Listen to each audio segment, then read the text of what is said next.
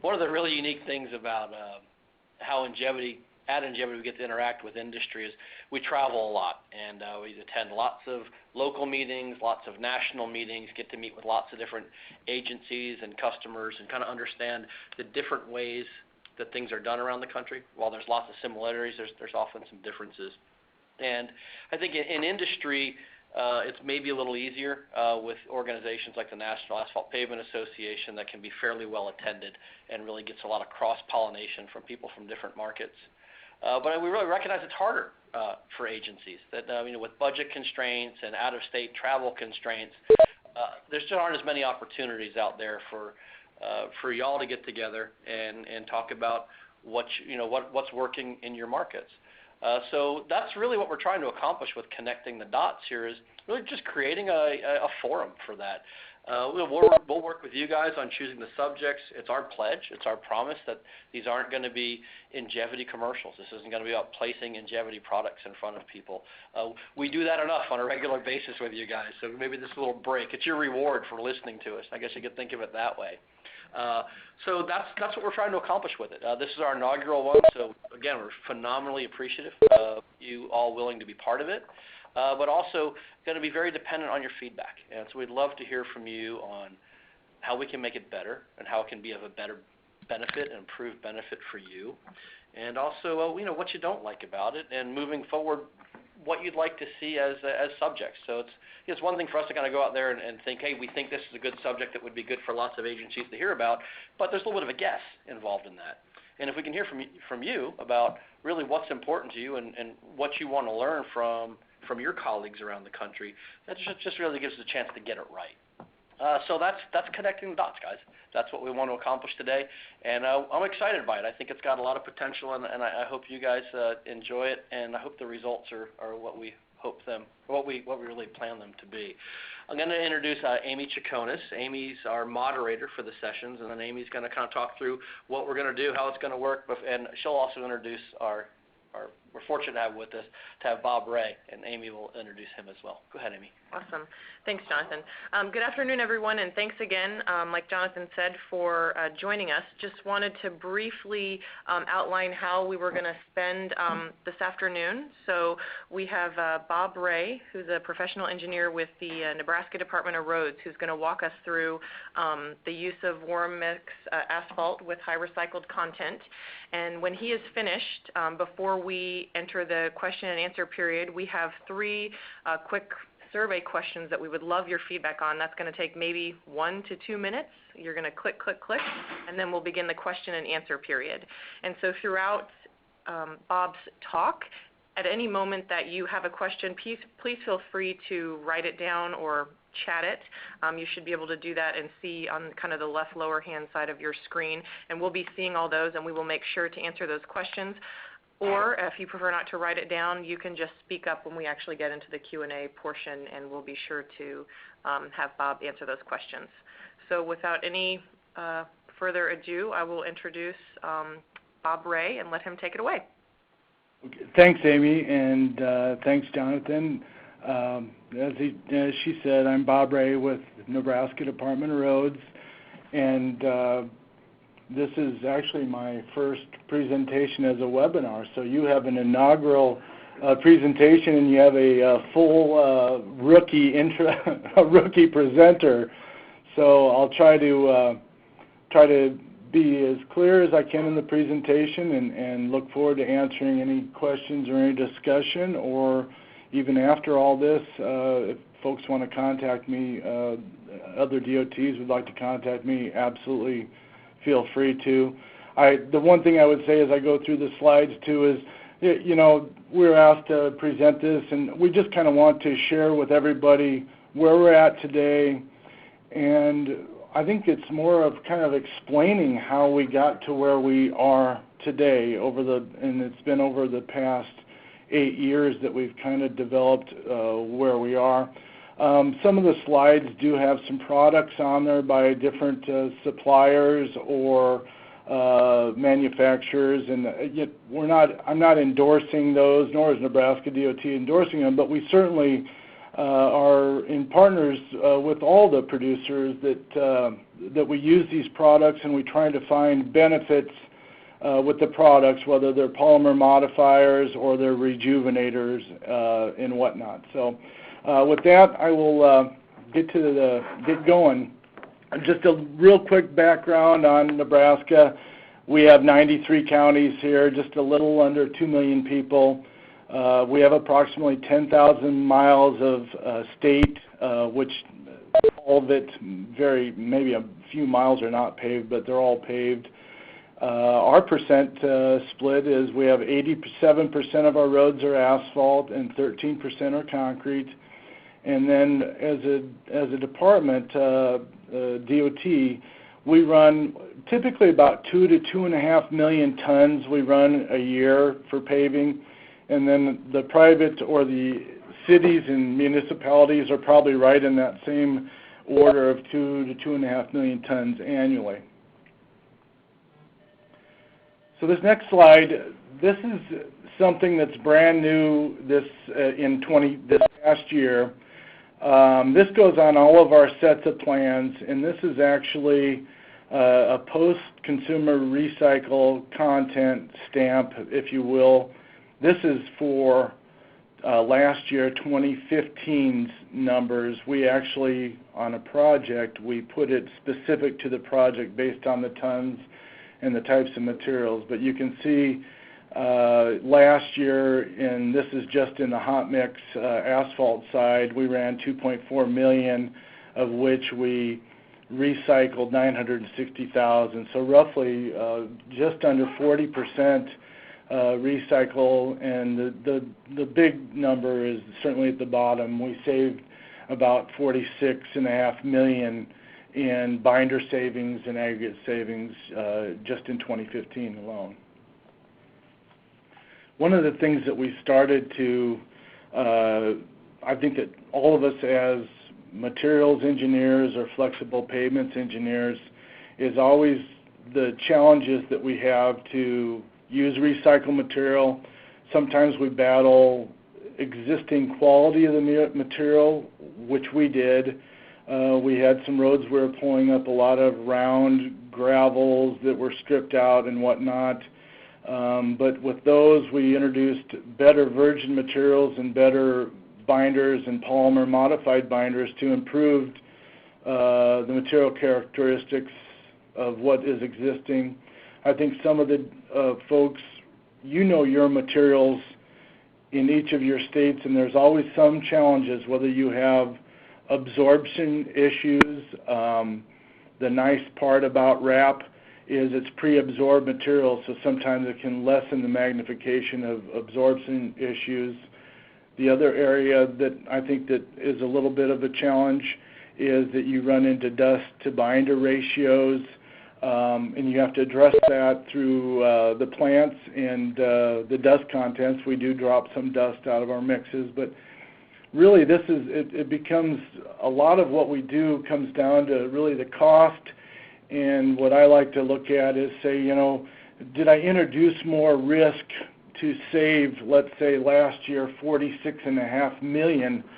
How much risk did I even have as far as pavement performance and long-term performance? And that's really what we do every day, I think, as materials engineers and pavement design engineers, is we're trying to minimize risk, but yet purchase and have the value and build as many miles as we can.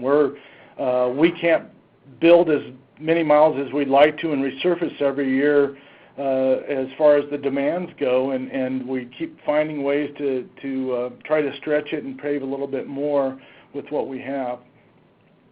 So a little review then of this slide, and I apologize, the slides do have a variety of backgrounds because they're basically slides that I put together over the last 8 years of presentations of trying to show where we are and what we're doing. So this one says 2014. I actually updated the slides right after this, but I'm going to first show you the recycle savings that we've had, and then explain a little bit since 2008 how we got here then.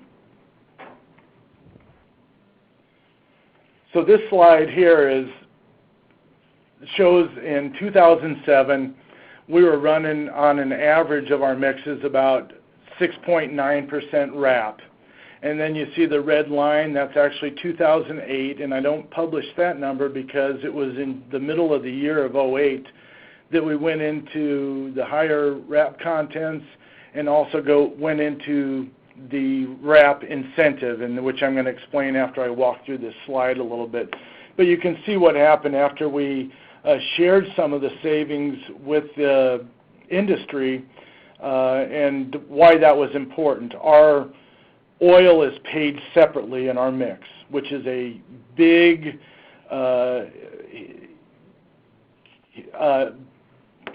linchpin as far as a producer wanting to save oil. There's not any motivation to save reductions of savings in oil because they're being paid by every liquid ton that they use in the mix. So that's why we put the incentive in there, and which I'll explain. But you can see what happened then.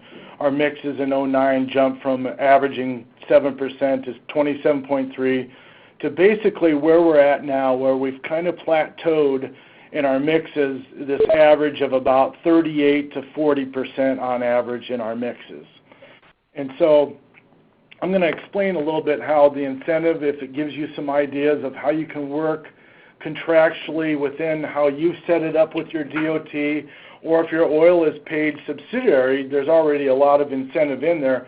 Then you have to look at what are the constraints that are minimizing the RAP use, whether it is dust to asphalt, whether it's the quality of the RAP, and some of those things that you know in your state much better than I. But I just kind of want to walk through what we've went through on this. So in '07, basically what we had, we didn't have any incentive. Our mixes, especially our shoulder mixes, did allow quite a bit of RAP content if they wanted to use it, but they still only averaged, like I said, 6.9%. The big kicker was a little over half of our mixes had 0% RAP, no RAP whatsoever. And then what we did then in this '09 in 2010 asphalt, basically after '08, July of '08, we brought this incentive. In '09, the full incentive was in place. And we also had more mixes that allowed higher amounts of RAP, and in fact, we actually have seen improved quality in our mixes. Some of the dust contents have been better. We've got better angularity through the addition of excellent RAP material that we're putting in, and also very good quality virgin material. So the RAP use increased, and the main thing here is over 90% of our mixes then all had recycle in them. And so to take a look how it worked, obviously you use less binder and also less virgin aggregate and less raw materials. And what we did is we took the percentage of the binder savings and we paid that out on each contract to the industry. And here's how we shared this with them. Basically what we considered was three types of RAP. We call on project, in other words, right off the project, mill to, fill to, pretty standard. You're generating, quite frankly, all the RAP you needed. And then the next one is off project. In other words, we had a stockpile possibly that we designated for the project, and they would be paid 35% of that binder savings. And then if they supplied the RAP themselves, 50% incentive. And they had to use this in that order. So if we had millings at the source, they had to use them until they were exhausted. But one thing about this slide, I would say, it was the approach that we used was, I like to call it roadway mining, because if the road could handle some milling on it, you were basically, all that milling cost and all that oil and aggregate was literally free on site for the project. And those are the savings that you net on a project. So we try to balance our jobs with the milling and the overlay if it's always, if it's structurally sound, to be able to do that.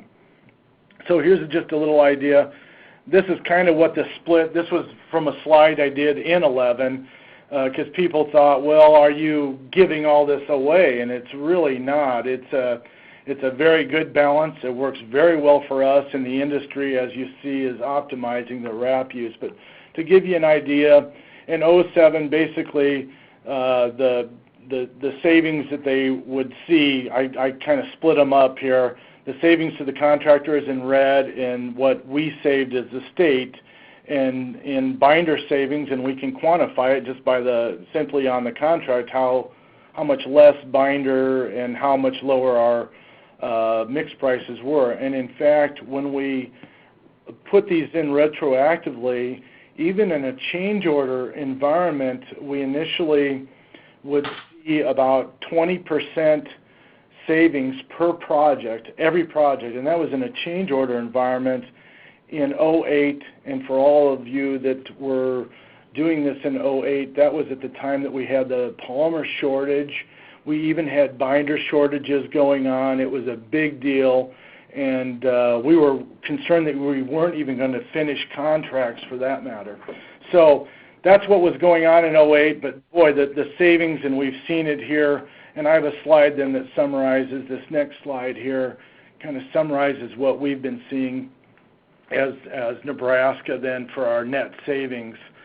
So like I said, in '07, 3.6 to about 3.7 million was the original savings with no incentives on it. It's similar as that other spreadsheet I had, but this is the dollar savings now. And then the '08's the red line. '09 is right when we started seeing the net savings then, which is, these you could split as 85% was the real savings that you had as the state, and the other 15 went back into to the producer for the incentive. But you can see now these are fluctuating on binder prices and obviously the tonnage that we are producing for the year. But right now, since 2012, we're looking that we should be in the between 35 and 50 million savings every year. So since we began the program, we're at whatever 200 plus million savings so far, and we keep reproducing that every year, and that just goes back into our program. It goes into the asphalt, it goes into the concrete, it goes into the bridges, and every part of our program. But so that's kind of a summary of where we're at for the net savings. Now the next one, this next slide, this kind of shows you now our 4 mixes, and I'll just quickly, every state has their own names for their mixes, but I'll at least explain these a little bit for you. The first one is this SPS. It runs 46.3% recycle. That's a shoulder mix. That's all we use it on, shoulders, purely shoulders, whether it's in the dust down or a surfaced area for emergency units to be pulled over. The next one, this SPH, SLX, they're very similar mixes. They're averaging 30.1. These mixes are used on, the SPH is used on interstate and expressway systems. The SLX is our thin lift that is used everywhere, including we'll be putting on the interstate systems, but the SLX is the 1-inch thin lift overlays. The third one then is the SPR. This is our workhorse. This comprises about 80% of our tonnage, so about 2 million tons of our hot mix is this SPR, and it's averaging 40.3% RAP. And then the last one is, this is the only new mix that I have on. These others we've been producing for quite a while.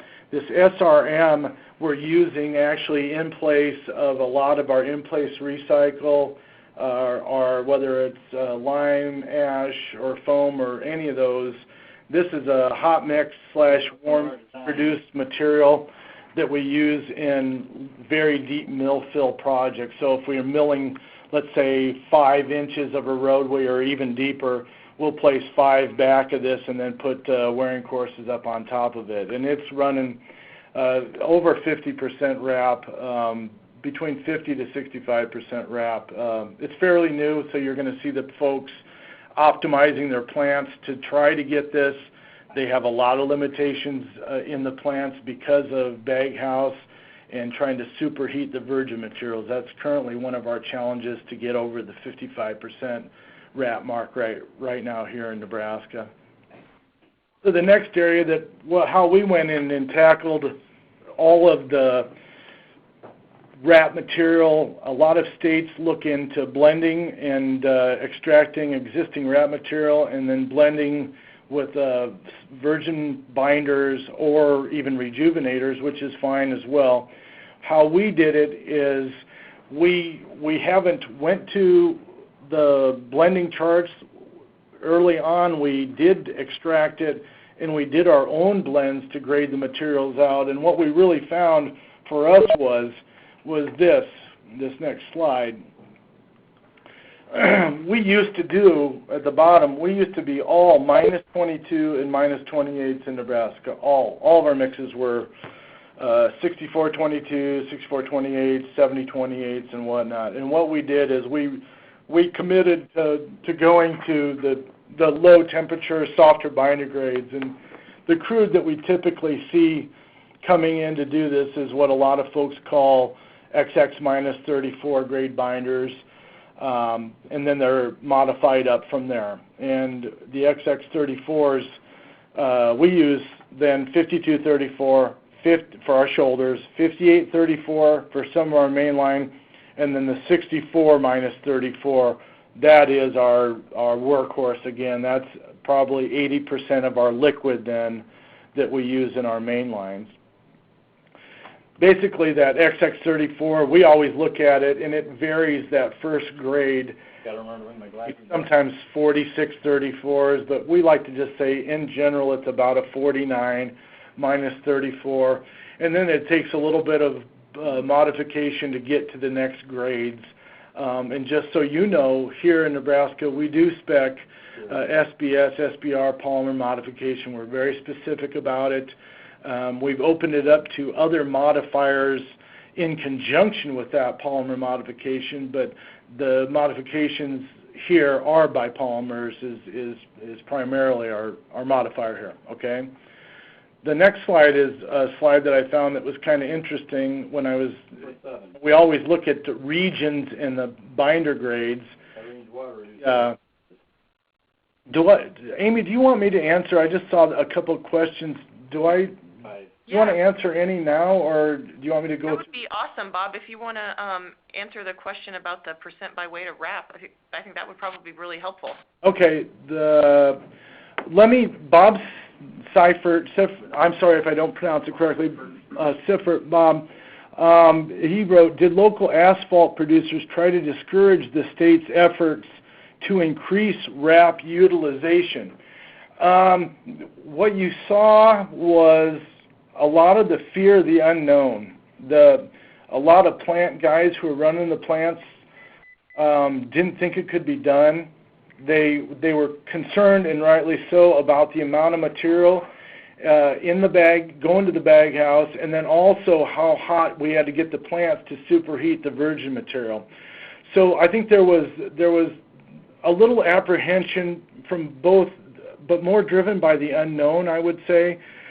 When they saw what happened for unit prices and they saw the benefits of not creating black mountains of milling sitting around the states, and they saw that it increased their tonnage and stabilized the market, I think you really have seen, you can talk to all of them independent of me for sure, all the producers, and I would tell you that they're very satisfied, they're very good at it now. And they're trying to get more RAP in these mixes. They see what it's done for the quality too. We believe our mixes right now, we've been doing these extremely high amounts for 8 years, and we're producing excellent long-lasting roads out of them. So they see it as a real win-win. Then the next one is Marshall Kleinfelder. Marshall wrote, is this percent by weight of RAP Ag and RAP AC, or percent recovered binder by total binder? The percent, Marshall, you can ask if I don't answer this correctly, but the percent by weight, the percentage I have is the percent of wrap in the hot mix ton, an entire ton of hot mix. When I say 50%, it's 50% wrap. So it's half wrap, half virgin materials on a hot mix ton of hot mix. It's not binder replacement. Not binder replacement, no. The other percent by weight that I did show was the percent incentive. Now, the incentive is based on the dollar savings, the total dollar savings, and like if it was on project, the total dollar savings for that project, then we shared with the contractor. 15% went directly back to him, and the other 85% was retained by the state of Nebraska in savings. So, okay, he said thank you, so hopefully I got that covered, Marshall. If not, certainly anybody else, if that wasn't clear, please ask. So the next slide, it kind of cracked me up a little bit when I was looking back to grades, because a lot of us, including myself, get involved or caught up in the blending and the blending charts and all that stuff. And we did the same thing initially. We were concerned too. Were we putting tons of stiff material, and were we compensating for it enough? And that kind of leads towards the tail end of this presentation about talking about rejuvenators. But basically, this was a 1993 Sharp map that cracked me up a little bit.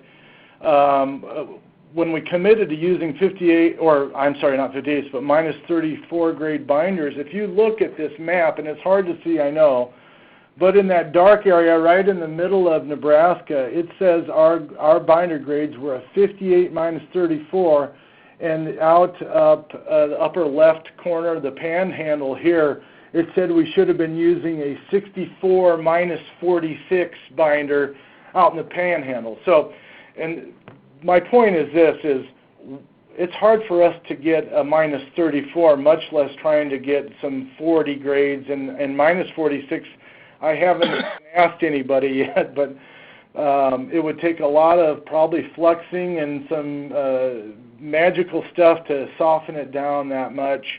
But the 34s, at least for us, were readily available. So the next area, what I wanted to talk about a little bit is, I kind of showed you a little bit where we were, how we got there with the incentives, kind of where we're at in our mixes. And the rest of it's going to talk a little about where we are with our research projects in looking at trying to actually get minus 40, minus 46 grades with rejuvenators and whatnot. I think it's a big area that a lot of folks are looking at nationally. I think that before I go into that, the one thing that I would encourage any of you to do is always feel free if you have questions, because I think that when every state has, as I started out talking about, has challenges as a designer or engineer, whether it's a quality issue, absorption issues, or dust to binder issues, in all of those areas are areas that you have to look at to say, are they providing an open field to use more recycle, or is it constraining it? And if it is, how much do I need to constrain that and try to balance that constraint or that risk with the potential in the savings, which can be extremely high. As I said, our contracts are basically 20% lower, and as a general average number, so that's basically generating 20% bigger program is basically how we see it. So the next one, this next slide, just kind of give you a little update of what we're looking at with the rejuvenators. It's probably our most complicated and comprehensive at the same time study. Our testing matrix is huge, and we're looking at, when we began this, there's other products coming out of the market every day as we do our sub-reports on this research, but we had to take it at that point in time and say, here's the areas we want to look at to see how does it affect the binders and how does it work as far as rejuvenators and potentially long-term rejuvenators, which we're all after. So the basically how we're doing the research is we're using that SPR. I told you that's our workhorse, but we are upping the wrap content up to 65% wrap a single source wrap, because we want to really measure the effects of a aged wrap and then putting the rejuvenators and some of these juices to it to see how well we can bring it back to life in some ways, and through soft binders and rejuvenators. So here's the 3 rejuvenators that we're doing the research on. And one thing, I'll go through the first 3, and then I have a couple little comments that aren't on these slides. The first one we're doing is a natural, what we call natural biomass product, and it is actually hydrogreen is the first area. So we wanted to take a biomass product, the hydrogreen. The next one, we wanted to take what's actually coming out of the petroleum. So we're using a petroleum-based product is hydroline. All of you, I'm sure, heard of it, and you may have done some testing with it yourselves. This one we tackle a little bit because we believe, and a lot of other people know, that there's a delicate balance of the asphaltenes and the maltine phases in these binders. And so it's an area that we're concerned with, and that we're certainly learning and starting to see a little bit out of our research, the importance of some of this balance as well. The third area then is what we call ag-based, obviously where we're at. We'd certainly, and I'm thinking a lot of people that are online are interested in this too, is ours is ag-based, and it's a highly refined soybean oil. And we get this out of both Cargill and ADM, and our primary grains that we grow here is obviously corn. Soybeans is our biggest material that we produce here. So it's kind of a somewhat local material. The highly refined soybean oil is also an expensive additive as well. So we're also looking at the costs when we look at all these, the power of these rejuvenators. The mix, which I'm just going to say every state has aggregates they name themselves or whatnot, but for a generally, basically, this mix has 11% crushed rock, which is a half to 3/4 inch rock. The conference has been muted. The conference has been muted. The conference has been unmuted. I hope everyone caught me. Okay, I have a question from Jason Davis, and he said, did paying for the binder separately reduce the concern of a producer working on the low side of the design percent AC? Absolutely. That is, we've always paid it separately. We've looked through the benefits or the ease of making it subsidiary. We also looked at subsidiary versus minimum AC. It gets into that long road of, are your burn-off ovens correlated correctly? Are they accurate? Okay, hang on. Oh, okay. Sorry, everybody has got, we got a little bit of beeping action. Okay. Is anybody else hearing the beep? Yes. Yes. Yes. Yes. Yes, yes, yes. I hope it's not this phone. I don't think it is. Let me try.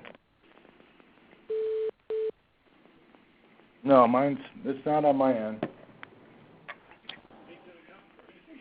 Okay, I'm sorry about the beeping noise. Go ahead. I'm going to keep going a little bit, though. But, Jason, excellent point. We went through that, as every DOT does, the producers, and don't take this, any producer, the highest dollar commodity in that mix is the oil. And they're going to want to run the oil as low as they can when it is subsidiary, for sure.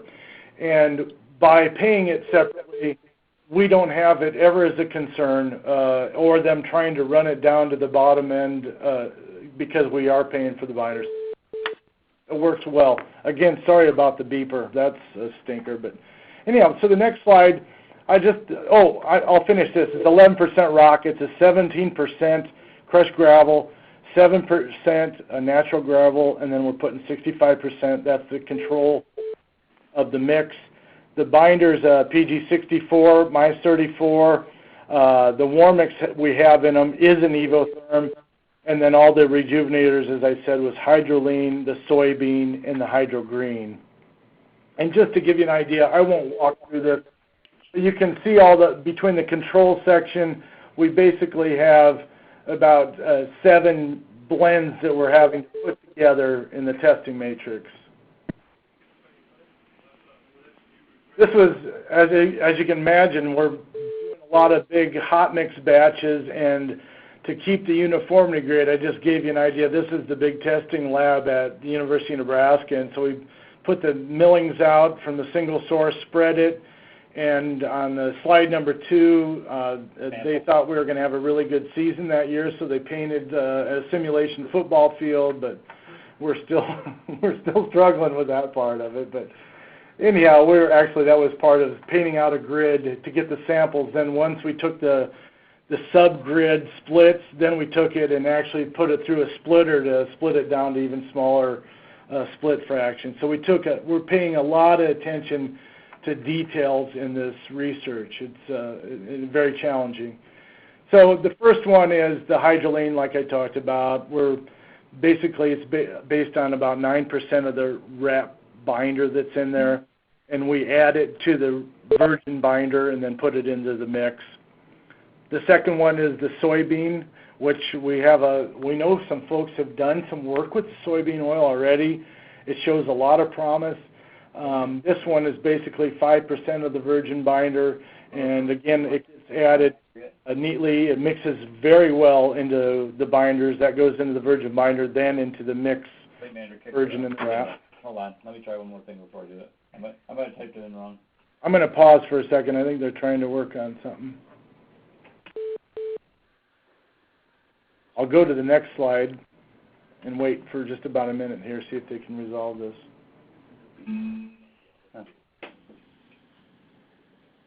Yeah, maybe somebody's phone needs charging. I'm not sure. Mine's good. I've got enough. Okay, so I'll keep going. Yeah, my phone's got enough charge on it. The rejuvenation dosage of the hydrogreen, basically this is about 0.65% of the wrap. Those of you who've used hydrogreen, this material we actually add to the batch. So you're going to mix the batch, and then we actually add the hydrogreen to it. The next slide is for the people who like to run all these tests and see the test results, I'm going to kind of run through the number of tests that we're running. But before I go through those, I want to highlight the ones that I don't have a slide on yet that we actually expanded research on. And obviously we are going to take the binders and we do the full extraction and we'll grade out the binder. But the other thing that we're doing is it's called the Nano Lab at the university, where we're actually looking at nano-sized particles through microscopes and trying to quantify the platelets that are in, I call them platelets, that show up in a nanoscale. And then we're trying to correlate it with, we're running X-ray fluorescence to see all the components, the SARA, S-A-R-A analysis, which basically tells us how much asphalt resins, saturates, and aromatics that are in the asphalt. We're trying to correlate all that together with the rejuvenator to see its effects in rejuvenation, and then also its effects on what is it doing to that maltine balance or the other balance with the aromatics and whatnot. So we're going to be done with that research, we believe, in about 2 months. We're getting results now, but in 2 months we're going to have a lot of results and hopefully some good findings. Anyhow, I'm sorry, click through that. A dynamic modulus you're all familiar with. We're running those on these specimens. The next test then is the flow number. All of you that are involved with these things, these are kind of resistance to rutting and whatnot, type of physical modulus type of numbers is the way I like to. The other area, SCB, the other folks use DCTs, which is fine. We just have really someone here that is very experienced in the SCB and standardizing its tests. So we've stuck to it. We've done a lot of SCB testing here. But if you do another regimen would be the DCT for all you folks that do the testing. That rings a bell for you. The next one is, this is a FAM, fine aggregate matrix test. You can see how small the specimens are.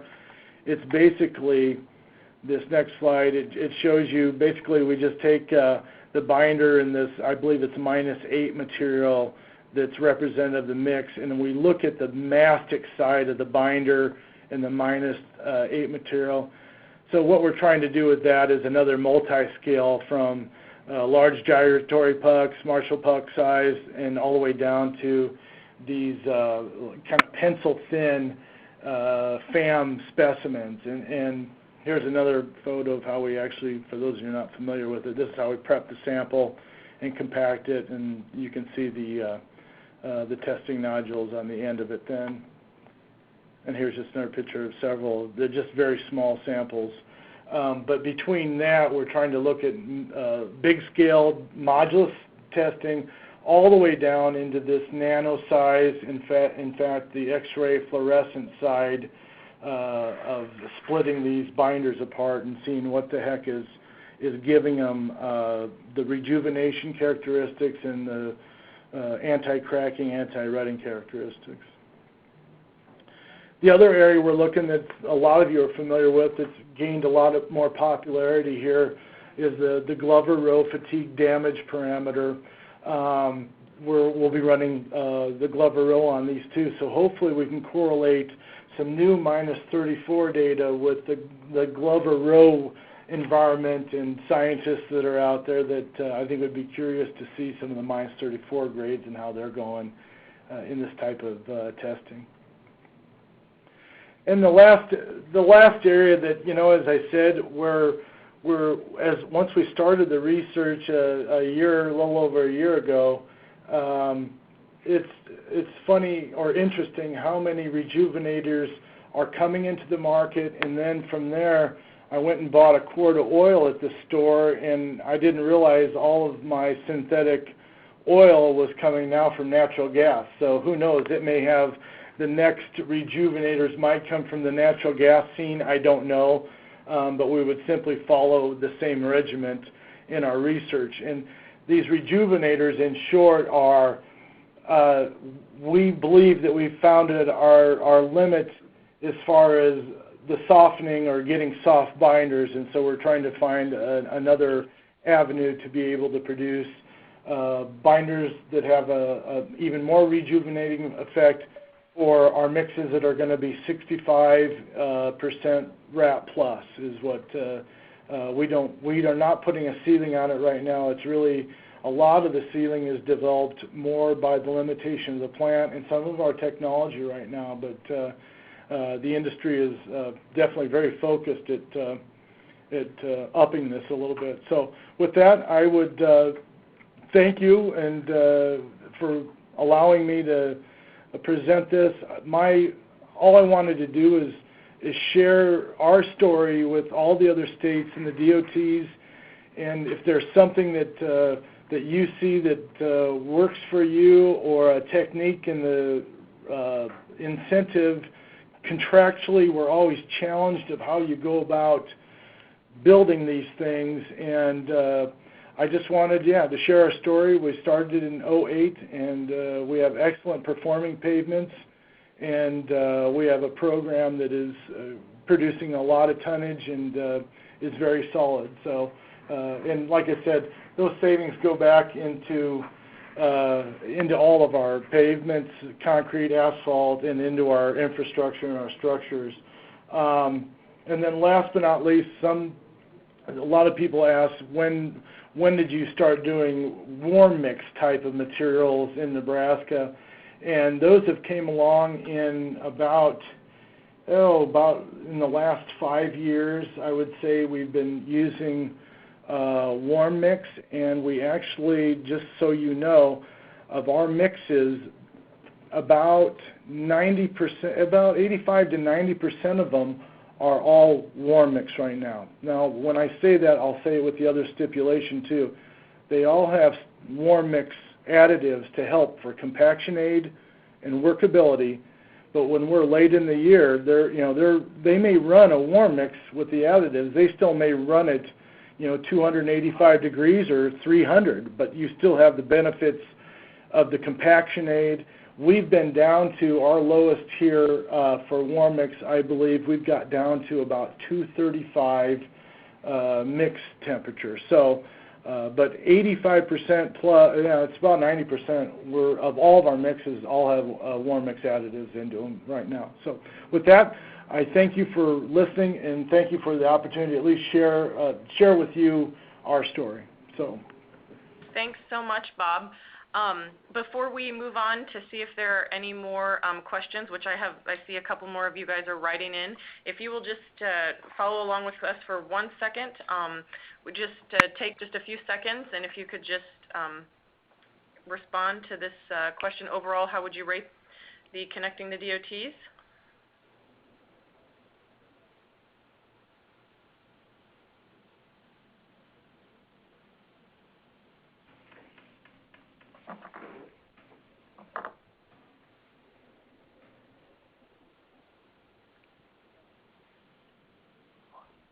Okay. Next one. How many additional colleagues joined while you were dialing in? If there was anyone in addition to yourself? Like, are there any others that are sitting there with you that are listening in as you called in? It'll just help with some of the continuing, education that we do, just to know, who we're reaching and who else we need to reach out to.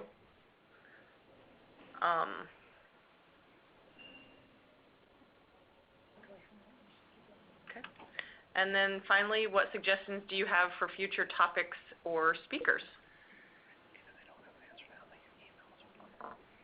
And if you don't have anything at this time, I will be following up with a link to the recording of this webinar afterwards, and you can always feel free to reply to the email. Those come directly to me, and we'll be more than happy to take your suggestions, and we'll definitely follow up with you.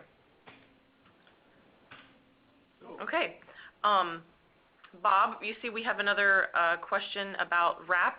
Do you mind continuing to answer a couple of questions for those still on the line? You bet. So Jason Davis wrote in, how is the RAP controlled? Is it fractionated? If so, how much? In other words, what is the course to fine ratio or more by gradation? When we first got into this, the RAP was, nearly all of it was right off the project. So they were fresh milled millings. And they was only controlled simply by the finished product. So if they ran into, they had to do good RAP management, good stockpiling. If they ran into areas of fine and coarse, not fractionated, I mean just in the roadway where the mix design changed, you would see them actually stockpiling the material in two different stockpiles, or if it was a mill 4, we'll say, and the top 2 was a fine mix and the bottom 2 was a coarse, they've gotten very good at that as well because they know how it affects the final product in the pay factors. So we measure it as the final product. Here, you can put in there what you want, but you're paid off of these quality parameters. Now, so we pay for air voids, all the volumetrics, air voids, angularity, fine ag, coarse ag, binder contents, also pay factor, and dust to binder. So they have to stay within all of the consensus properties within the spec. We do not require them to fractionate, but we have required in this past year for our thin lift jobs, which are 1 inch, those SLXs, all that material does have to be processed. Because one of the things that you can run into is the chunks of what I call like a RAP conglomeration that wasn't heated up enough when you're running it this high and then you're laying it this thin. In general, as long as the millings are fresh milled roadway millings, they've seemed to not be an issue. But for the very thin lift jobs, we do require it to be processed prior to use, and it's not necessarily fractionated, Jason. We actually, a lot of them just crush it before it goes into the plant, or pre-crush it in the pile so that it's sized down to be able to meet the gradations and not have what we call a wrap conglomeration dragging in the screed and stuff like that. As a quick follow-up, are without typing it in, I'm sorry, if that's okay. Yeah, that's fine. The percent AC contribution from the wrap, especially if they're crushing it and you've got more faces now, is that how is that detailed? So as far as the minimum AC, and if we had crushed it down and created more fine and surface area, is that what you're... So basically by paying on it, the wrap becomes part of the final mixture, and if your percent AC overall doesn't fall within, then it doesn't matter how much wrap they've used or how little wrap they've used. It's up to the contractor to control all of it? Yes, it is. And what you find them doing then is, depending even on the quality, they may adjust up or down. They may have to reduce the material sometimes, but we've seen it go both ways. We've seen where they ran into a wrap that was working even better in their design to where they're able to increase it once they started production. Thank you. The minimum AC, it's driven by, minimum AC is one thing. We still have it in the spec, but it's then also driven by the volumetrics is really what's going to keep all that oil and the gradation. And they all kind of go hand in hand. I think you're paying on the AC really is a big factor that would control all of that very well. I've made the suggestion here, and I don't know whether that would be a good thing or not, but it seems like that would take away a lot of the issues, is simply pay for the binder separately if it needs to go up or down accordingly. Yes. It is what you just said, we could have a 3-day conference on it all by itself because of the importance of it, and be able to have that flexibility, and that it's not an incentive, so large of incentive for the industry to want to reduce and save all that savings to them. When you do pay it separately, believe me, we've went through this a lot of times, and if I ever had that ever to do over, paying for it separately is the way. At least it takes a major risk component out of dried mixes. And if there's ever a question that we need to bump it up a couple of tenths, there's not a debate. And the material is basically bid, at least what we see, is bid at market, binder delivered, and usually maybe 10 to 15%. But most of them, when you look at our AUP, average unit prices, it really reflects they're not putting a bunch of money or not putting a bunch of money in it. They basically bid it at market value plus roughly a 10 to 15% markup is generally, I would say, a general rule of thumb. But paying for it separately it's a major part of this component of what makes it work. If you didn't pay for it separately, I would still tell you it isn't a deal breaker though. It just becomes a little bit more of a challenge of meeting minimum AC and then proving out that you have good verification that you're getting that quantity through either your own testing or the contractor's tank stabs and delivered stabs. There's ways to refine that down. It's not a deal breaker even if it's subsidiary, but it just has a few more checks that you want to make sure that you have covered. And go ahead. If anyone wants to if they're on the line with a voice, it's fine to ask the question. I'm fine with that. When you increased recycled content really in 2009, the concern of fatigue cracking, okay, was there a lot of risk or concern? I mean, you brought in minus 34, yeah. Warm mix. What? So the question was, if you didn't hear, was Tyler was asking, when you did go into using so much wrap, how did you address a concern or with fatigue cracking, or that the mix is dried and it's already aged and oxidized, and that you're going to have the cracking, that you're not having a fear of cracking issues with it. For us, it really was initially taking the stabs of extracting out, getting a feel for how aged our wrap materials are here. There was an era, you have to kind of look as a DOT, what do I have in the road that I'm mining? Was there a time that you used a lot of 58/28s, or were the original binders fairly soft, or were they fairly hard? And try to accommodate the design according to that. So how we tackled it was really straight up we're going all -34. That's the best thing we knew that we could do for it at the time, and that's why we're obviously looking more even into more rejuvenators, because we're looking at upping the wrap content even more.